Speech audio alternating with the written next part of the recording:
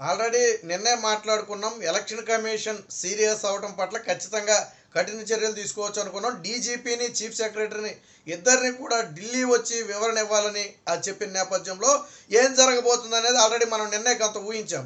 అనుకున్నట్టుగానే ఈరోజు ఏదైతే పోలీసు శాఖ వైఫల్యం ఉందో దాని మీద ఢిల్లీలో తీవ్ర ఆగ్రహం అయితే ఈసీ వ్యక్తం చేసినట్టుగా తెలుస్తుంది. అసలు ఆంధ్రప్రదేశ్లో ఏం జరుగుతుంది, మీరు బాధ్యతను మర్చిపోయారా, లా అండ్ ఆర్డర్ను కంట్రోల్ చేయడం మీకు చేత కావటం లేదని చెప్పి కొన్ని కఠిన ప్రశ్నలే జవహర్ రెడ్డిని అలాగే హరీష్ కుమార్ గుప్తా ఎవరైతే ఉన్నారో డీజీపీ వారిద్దరిని కూడా గట్టిగానే అడిగినట్టుగా తెలిసింది. పాపం వాళ్ళిద్దరూ చివరికి ఆ మీటింగ్ అయిపోయిన తర్వాత వెనకమాల నుంచి కారులో వెళ్ళిపోయారు తప్ప ప్రెస్కి మొహం చూపించే ప్రయత్నం కూడా చేయాల. డీజీపీ కానీ చీఫ్ సెక్రటరీ కానీ అక్కడ ఢిల్లీలో ప్రెస్కి మొహం కూడా చూపించే ప్రయత్నం చేయాల.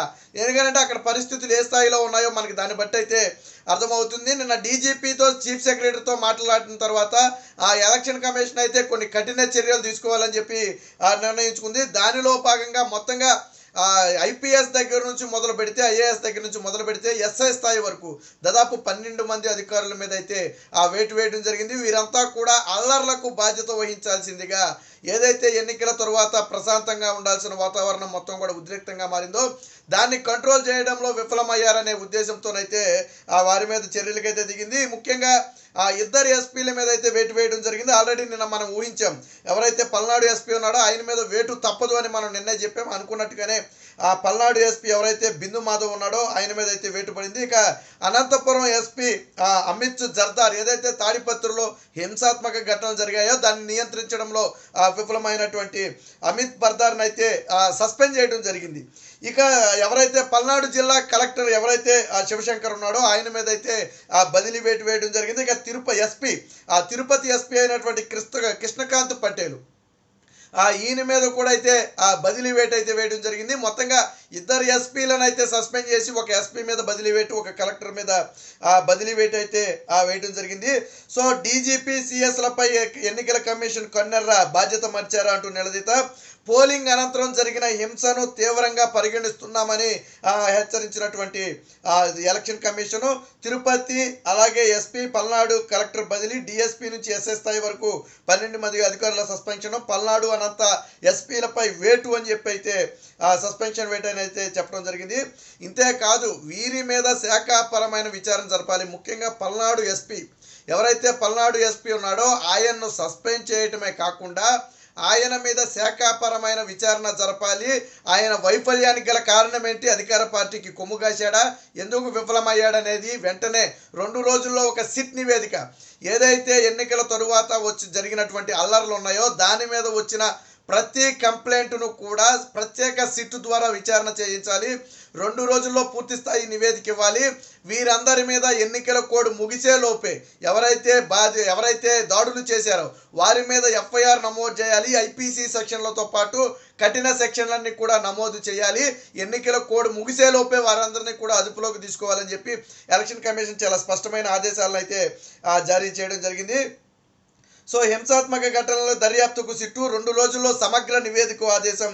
నిందితులపై చట్టపరమైన చర్యలు తీసుకోవాలి. కోడ్ ముగిసేలోపే ఛార్జ్ షీట్లు దాఖలు కూడా చేయాలి. కౌంటింగ్ తర్వాత కూడా కేంద్ర బలగాల కొనసాగింపు. 15 రోజుల పాటు 25 కంపెనీలతో బందోబస్తు. అంటే కౌంటింగ్ ఫలితాలు వచ్చిన తరువాత కూడా ఒక 2 వారాల పాటు దాదాపు ఒక 15 రోజుల పాటు ఈ భద్రతా బలగాలను కొనసాగించాలని చెప్పి అయితే ఎలక్షన్ కమిషన్ అయితే ఆదేశాలు జారీ చేసింది. ఈ ఆదేశాలను ఆల్రెడీ కేంద్ర ప్రభుత్వానికి జారీ చేసింది.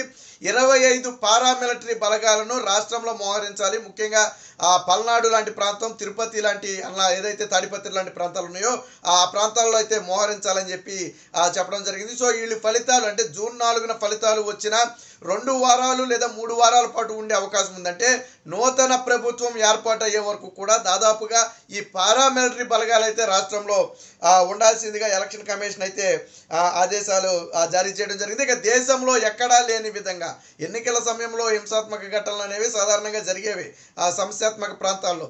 కానీ ఎన్నికలు ముగిశాక కూడా ఈ స్థాయిలో దాడులు జరగడం అనేది ఒక ఆంధ్రప్రదేశ్లోనే జరిగింది. పూర్తిగా పోలీసు శాఖ వైఫల్యం చెందింది. సరే, మరి వీరందరి మీద వేటు వేశారు, మరి చీఫ్ సెక్రటరీకి బాధ్యత లేదా? నిన్న చీఫ్ సెక్రటరీ జవహర్ రెడ్డికి కూడా ఎలక్షన్ కమిషన్ అయితే గట్టిగా తలాంటి పోసినట్టుగా తెలుస్తుంది.